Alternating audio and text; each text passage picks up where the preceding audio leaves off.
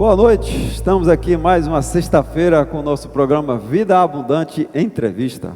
O nosso programa de entrevista aqui da Igreja Batista Monte Oreb. Hoje estamos aqui com uma figura ilustre e bastante conhecida da nossa igreja. Tem nome de anjo, rapaz. Só pode ser um anjo, né? É o Ângelo Maciel. E aí, Valão? Vamos bater um papo hoje aqui com o Maciel, ex-vice-presidente, vice-moderador, professor de escola, missionário. Maciel tem uma história aqui na Monte Oreb de longas datas. Meu irmão, me conte aí, primeiro, né, o objetivo do nosso programa de entrevista.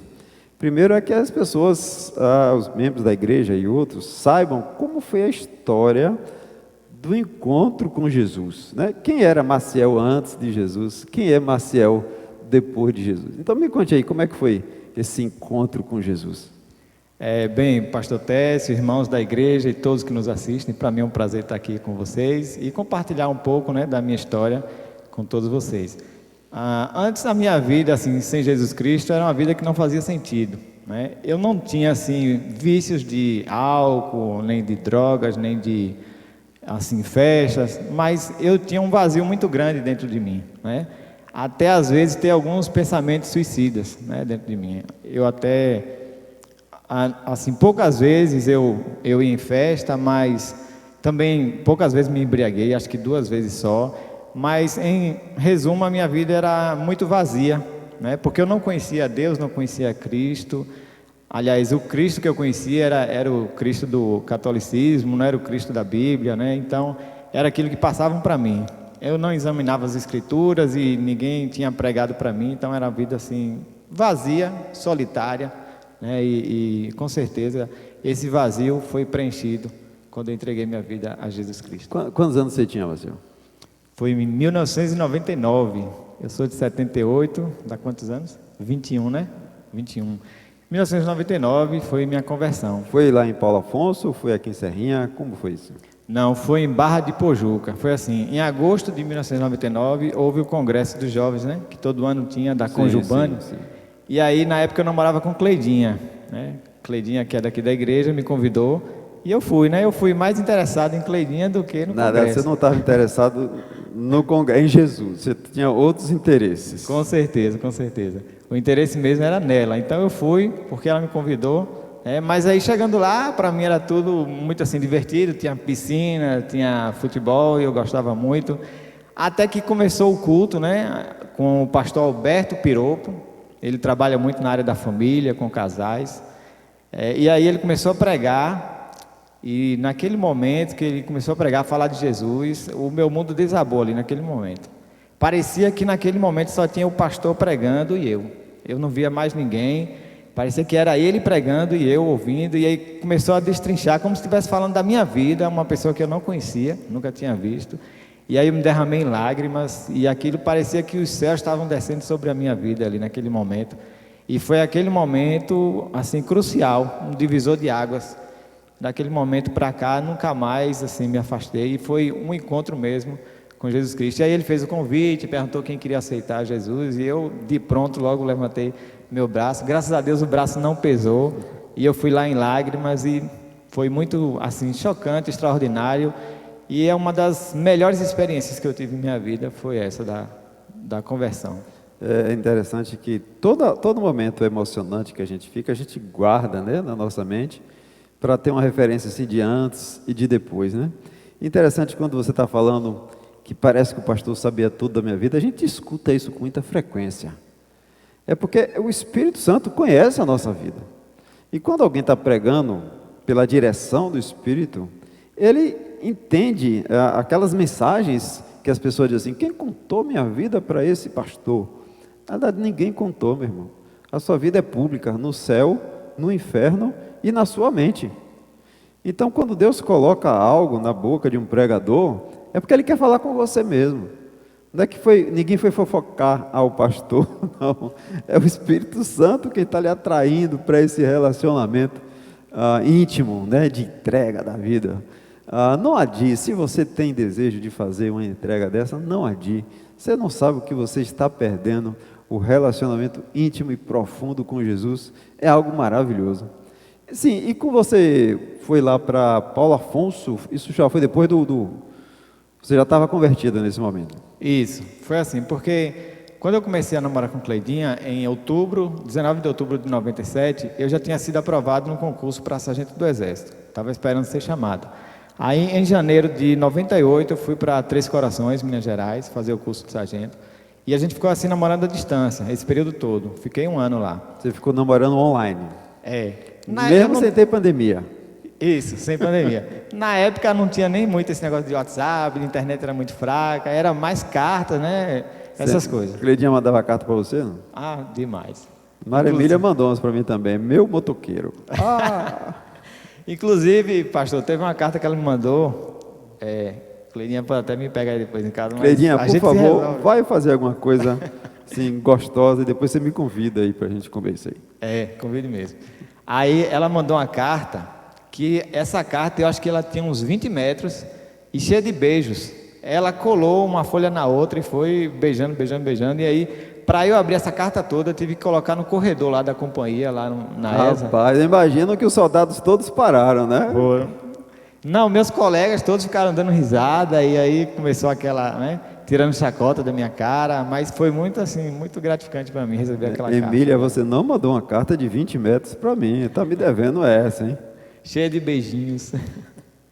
Muito bem. E... Não, rapidinho, deixa eu Sim. voltar rápido. Que você me perguntou sobre o Paulo Afonso. Paulo né? Afonso, Aí, 99, em final de novembro de 98, me formei. E aí começou a abrir as vagas, né? Abriram as vagas e aí a gente vai escolhendo de acordo com a classificação no curso.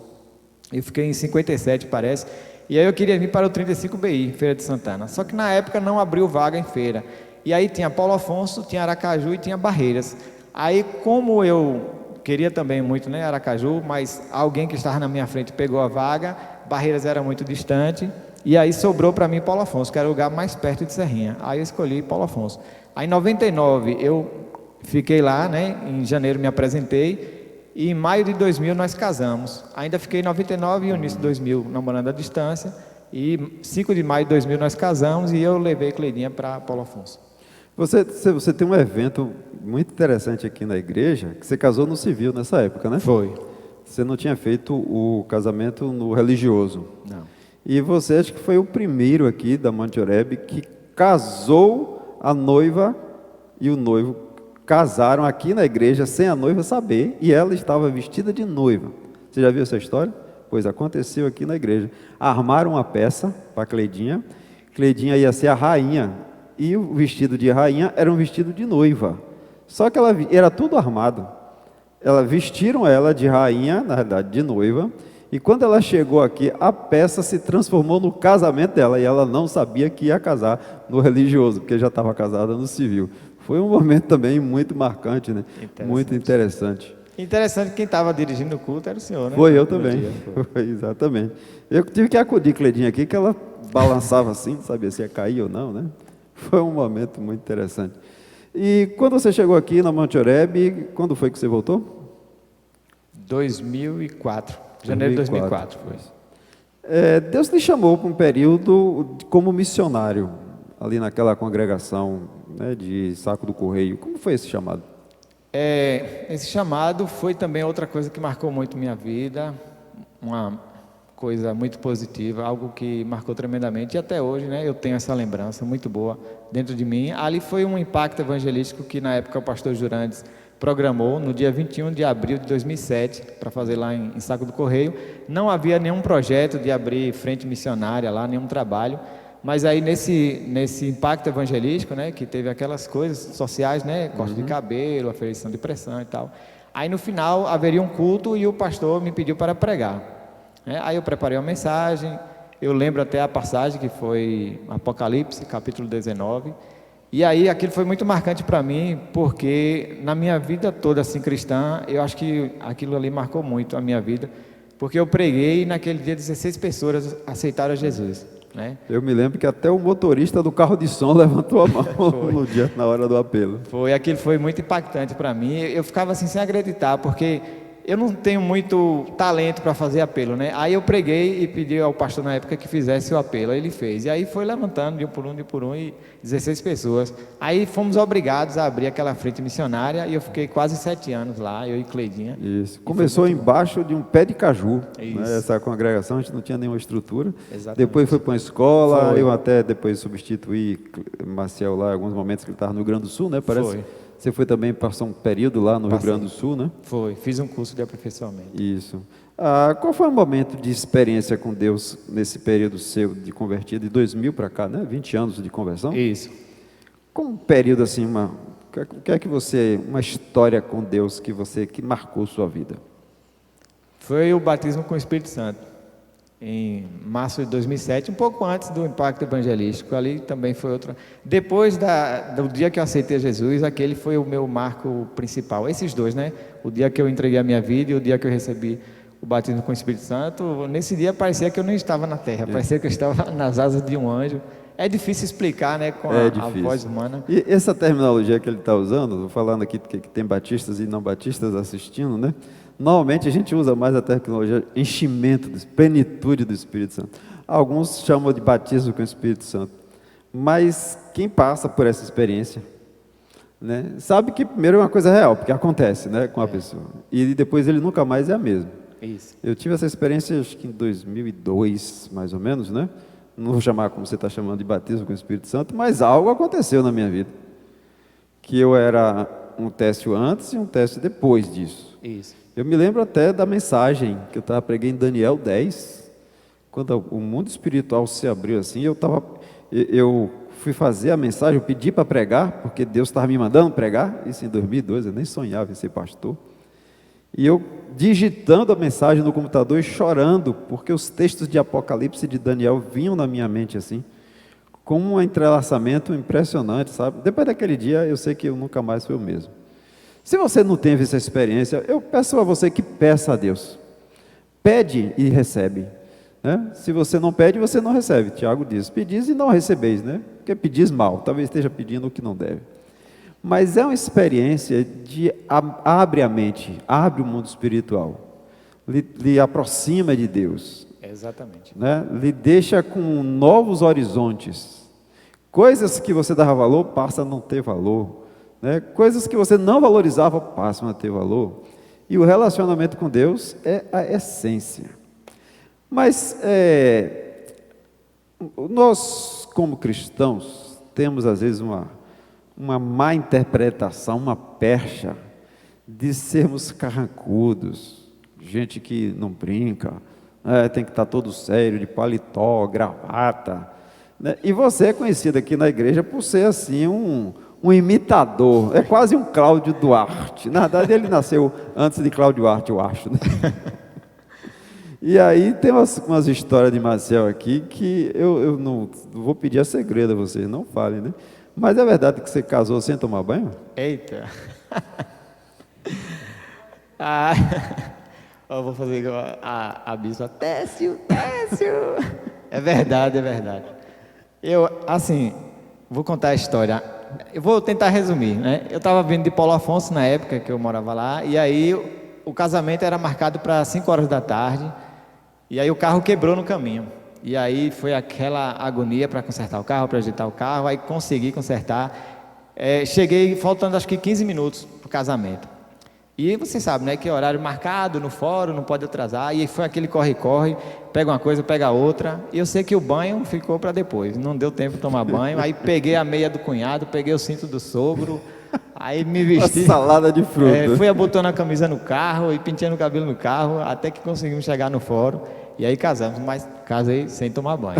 Mas depois eu tomei. Claro, com certeza. Engraçado que era juiz de paz na época, né? Eu nem lembro o nome dele, era um senhor já, bem de idade. Acho que você conheceu ele. Provavelmente. Aí, engraçado que ele falou, ele estava com uma voz bem baixinha, né? Senhor bem idoso. E aí ele falou, você aceita ela como sua esposa? Aí eu não ouvi direito o que ele tinha falado, né? Aí eu fiz, é o quê? Aí Cleidinha me deu uma cutucada, Cleidinha, é sim, fala sim. Aí eu falei, é sim, sim. Aí casamos. Ah, pai, Marcel tem muita história. Se a gente fosse contar aqui no Vida Abundante as histórias de Marcel, o programa tomaria até um outro caminho. É verdade. Ah, Iria para a comédia. iria para a comédia. E, inclusive, rapidinho, a minha vida eu acho que sempre foi uma comédia, né? Eu também dou aula e eu falo com os meus alunos, olha, eu já tentei várias vezes ser sério, mas não consegui, né? Eu acho que eu era uma comédia antes da conversão e depois da conversão eu virei uma comédia gospel, né? Mas continuo sendo uma comédia. Mas você sabe que a missionária Iracema Brasil, que é uma mulher de Deus, né? A missionária que a gente trabalha aqui há tanto tempo, e ela também gosta, ela diz, olha, eu perco o amigo, mas não perco a piada. É Ela verdade. já me falou isso. É nessa ela, linha aí. Depois que eu descobri na Bíblia que bom ânimo também é bom humor, então, meu amigo, eu já recebi autorização do céu para ser bem-humorado. E ela é mesmo, né?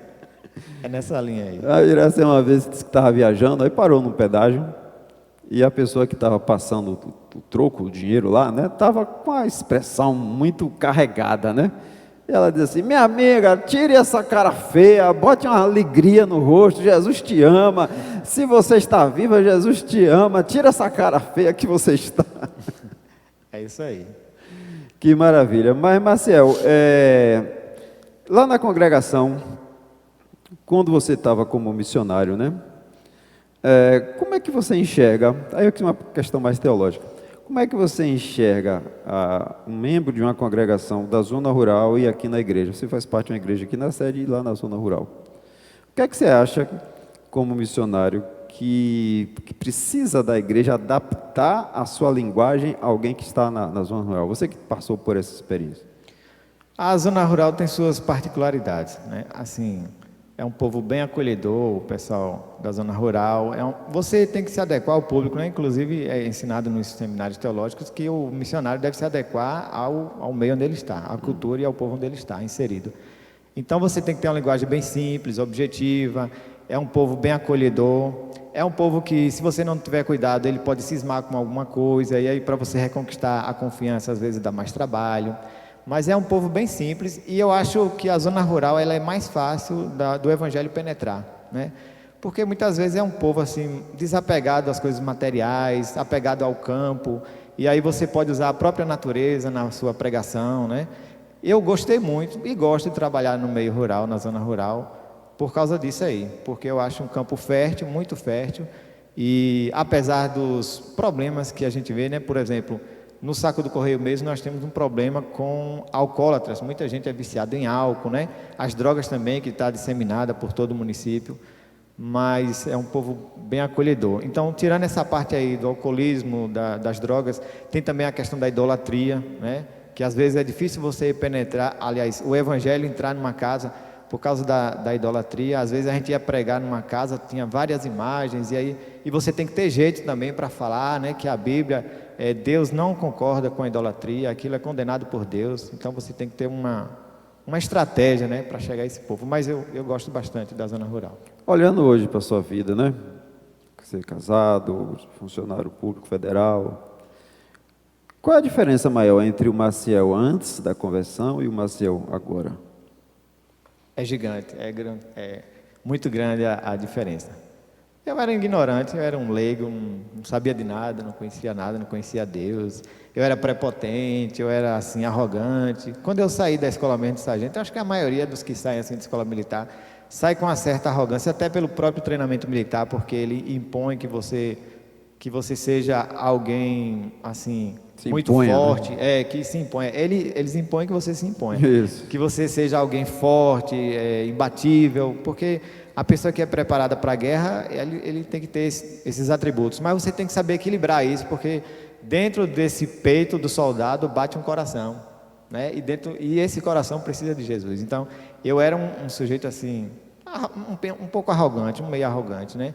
Mas quando eu conheci Jesus, eu me tornei mais humilde, né? Eu vi que não é por aí, não é por essa linha, e hoje, graças a Deus, eu tenho uma visão mais ampla do que é ser cristão, do que é evangelho, e como o senhor falou, a experiência, né, do batismo, do enchimento com o Espírito Santo traz essa nova visão para você, de que, como o próprio Paulo falou numa das cartas dele, que considera tudo mais como escória, como resto, para que a excelência seja de Cristo. Então não há títulos, não há graduação, não há posto, não há nenhum tipo de coisa desse mundo que venha tirar aquilo que tem dentro de nós, que é o próprio Espírito Santo de Deus, e que habita em nós e que fala conosco todos os dias. E essa é uma alegria contagiante que o mundo não conhece, uma paz que o mundo não conhece, como Jesus fala. Mas nós conhecemos, nós sabemos, nós entendemos, né? E de caminharmos com Ele, de estarmos com Ele. É sensacional. Você tem a fama aqui na Monte Oreb de ser um grande imitador. Vou provocar Maciel aqui agora, né? Daqui a pouco nós vamos ter a parte musical com o nosso irmão Edivan. E vocês virão Edivan cantar, tem uma voz belíssima, e Maciel consegue imitar Edivan. Você acredita nisso? Imite Edivan aí, rapaz. Edivan, me perdoe antecipadamente. Eu tenho essa mania, né? Desde a escola eu começava a imitar alguns professores, e chegando no exército também acho que aperfeiçoou. Alguns alunos, colegas me pediam para imitar os sargentos, eu imitava, e na igreja também não foi diferente.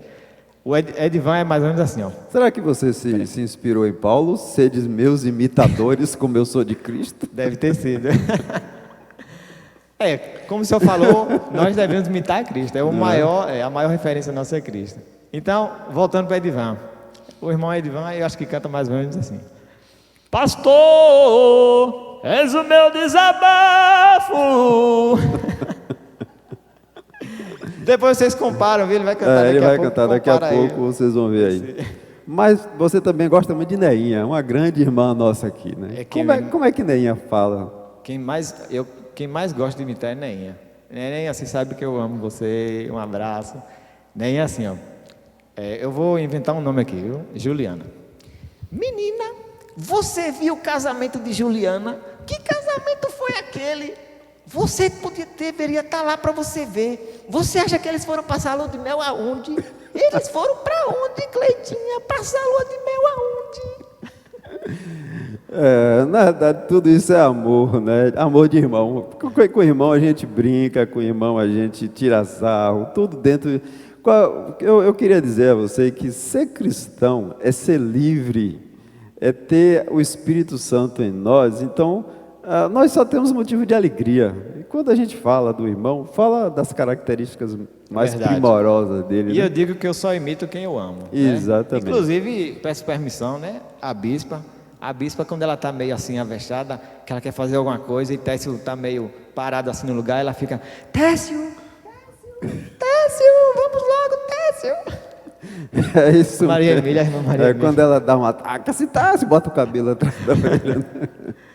Ok, Marcel. Para a gente encerrar, que recado que você daria para alguém que Deus possa estar chamando para um ministério, que tem às vezes receio dessa questão do entregar a vida a Jesus, de ser um cristão, talvez faz um estereótipo, as pessoas criam um estereótipo de cristão, de alguém que anda assim de gravata, um paletó surrado, uma Bíblia surrada embaixo do braço, que não brinca, que não tem nenhum tipo de diversão. E na verdade são estereótipos que as pessoas criaram. Ser cristão não tem nada disso. Ser cristão é alguém que tem uma vida abundante porque Jesus morreu por mim, perdoou meus pecados, me deu um novo nome, me garantiu a vida eterna. Então eu não tenho motivo nenhum para andar nessa vida triste e cabisbaixo. Eu tenho um Senhor e Salvador. Se alguém está nessa dúvida, Marcel, em te querer ser um cristão, participar, né, do corpo de Cristo, o que é que você poderia dizer? A minha palavra para você é que não demore. Não demore, porque essa decisão que eu tomei lá em 1999 foi a melhor decisão da minha vida. No decorrer da nossa vida nós tomamos várias decisões, né? Algumas para o bem, outras para o mal, mas essa com certeza é a melhor decisão. Então não demore, não deixe para amanhã. A mudança com Jesus Cristo, ela é real, certo? Essa parte que eu falei aqui com o pastor Técio, da comédia, do humor, Jesus veio para tirar os nossos pecados e não o nosso humor, né? Então eu acredito que eu tenho certeza que a minha vida melhorou bastante depois que eu me converti e entreguei a minha vida a Jesus Cristo. É claro que os problemas acontecem, né? Todos nós temos problemas, certamente. Passamos por problemas, mas a questão é que quando você está com Jesus Cristo, você tem uma outra visão dos problemas, você recebe força do Senhor para vencer esses problemas, né? Como está lá no Salmo 91, o que se esconde na habitação do Altíssimo, a sombra do Onipotente descansará. Você encontra descanso no Senhor, você encontra consolo no Senhor, você encontra edificação no Senhor. Ele fortalece a tua fé, Ele renova a tua esperança, Ele traz alegria ao seu coração, alegria verdadeira, porque existe uma alegria que o mundo promove aí, que é uma alegria falsa, que muitos anos eu passei nesta alegria falsa, que é aquela alegria de você correr atrás do trio, de você ir num show, né, encher a cara e no outro dia você está um bagaço. Mas a alegria com o Senhor é permanente, é de uma forma ascendente, ou seja, ela está sempre crescendo, e cada vez mais, quanto mais perto você chega do Senhor, mais a sua vida é modificada, é transformada e você é beneficiado. Então não demore para tomar essa decisão, entregue sua vida a Jesus Cristo. Graças a Deus, no dia que eu recebi o convite, o meu braço não pesou, né? Mas a gente percebe, pastor, quando a gente prega, que muitas pessoas, né, o braço parece que pesa 1 tonelada. Verdade, então não demore, meu irmão. É interessante que quando a gente está no mundo e alguém chama para um bar, você não duvida ou não pensa muito e já vai direto. Agora, quando alguém chama para Cristo, fica pensando, e aí, o que é que eu vou perder com isso? O que é que eu vou ganhar? Não faça contas, não faça cálculos, se jogue, né? Como dizia um professor, se jogue nos braços de Cristo, que Ele vai te amparar, Ele vai cuidar de você. Deus te abençoe. Amém, glória a Deus. É uma alegria que não dá ressaca, meu irmão. Verdade. Se você tem esse chamado, esse desejo de conhecer Jesus, não adie isso. Jesus está voltando, todos os sinais mostram que Ele está voltando. E o nosso encontro com Ele será algo extraordinário. Obrigado, Marcial, pelo bate-papo descontraído aqui, né? Tipicamente Marcial mesmo, esse bate-papo, né? E vamos ficar agora com a nossa parte musical com Edivan Chagas.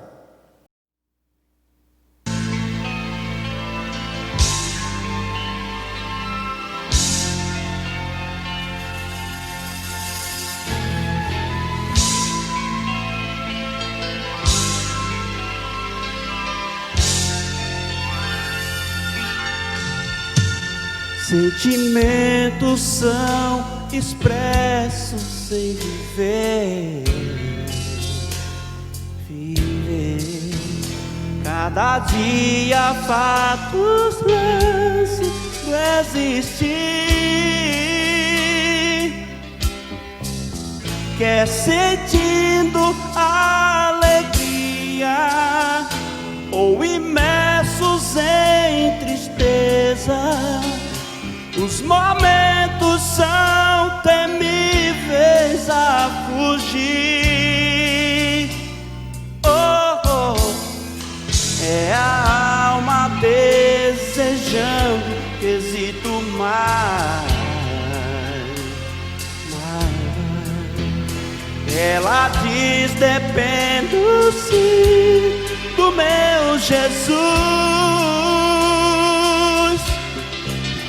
Seu carinho e seu abraço.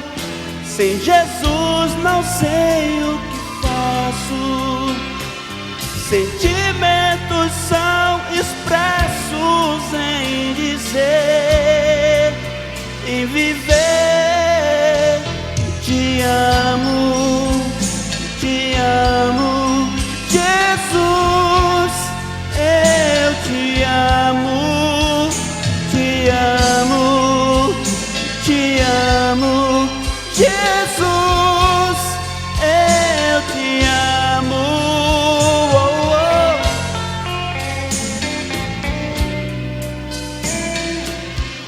Oh, oh, oh,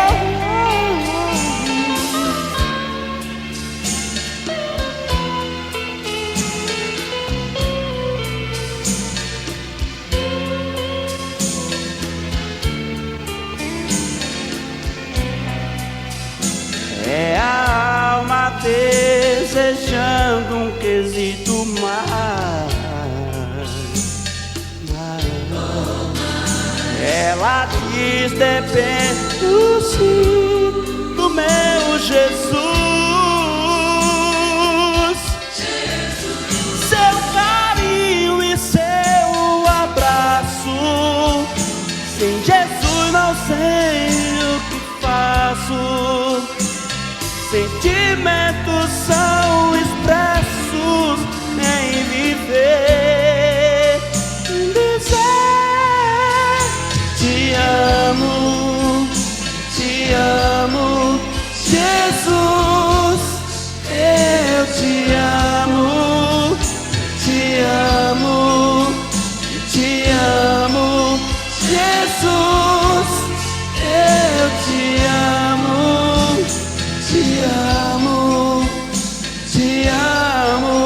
Jesus, eu te amo, te amo, te amo. Jesus, eu te amo, te amo, te amo, Jesus.